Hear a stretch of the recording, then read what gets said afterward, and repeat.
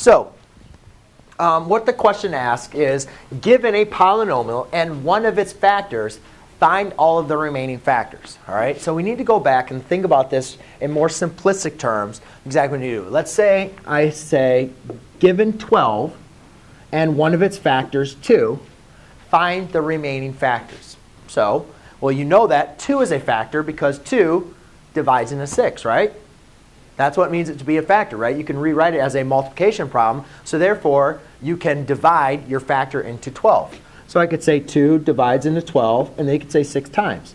So you could break down 12 as 6 times 2. And then you could either choose a different factor, or we can continue breaking this down. You guys know how to do linear factorization. But we know that the linear factorization of a number would be 3 times 2 times 2, right? Those are your linear factorization of your polynomial. You also know there's your factor is 6 and kind of so forth, right? Kind of an idea of what we're getting at. If you're given a factor, you know that you can divide it into there, right? And then by dividing it into there, you can still try to break it down. Well, ladies and gentlemen, that's exactly what we're going to be doing with polynomials. They gave me a factor x plus 2.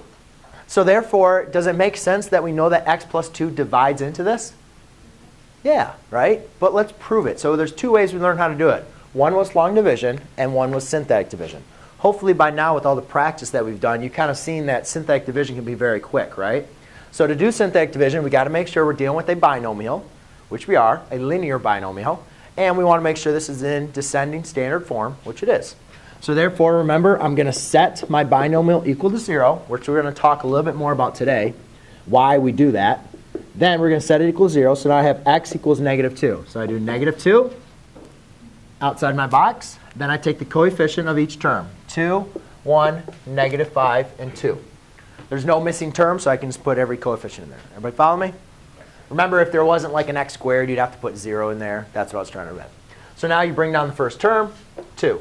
Multiply diagonally, 2 times negative 2 is negative 4. Add vertically, negative 3. Negative 3 times negative 2 is positive 6. Negative 5 plus positive 6 is going to be a positive 1. 2 times negative 2 is going to give you a negative 2, which is a 0. So what that says is, well, let's first write this. Remember, it's remainder, constant, linear, quadratic.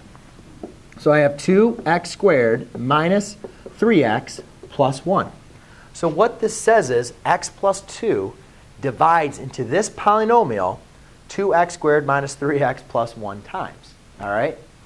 But now, so what we have is, so we could say this times this times this equals that, right? They're factored. That's kind of like we factored it down.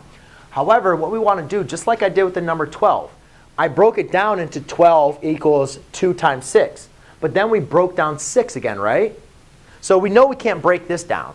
But what we want to do is we want to see, can we break this down? Because what we're going to try, when I say find all the factors, I want you to find all of the linear factors. So we want to break this down into linear factors.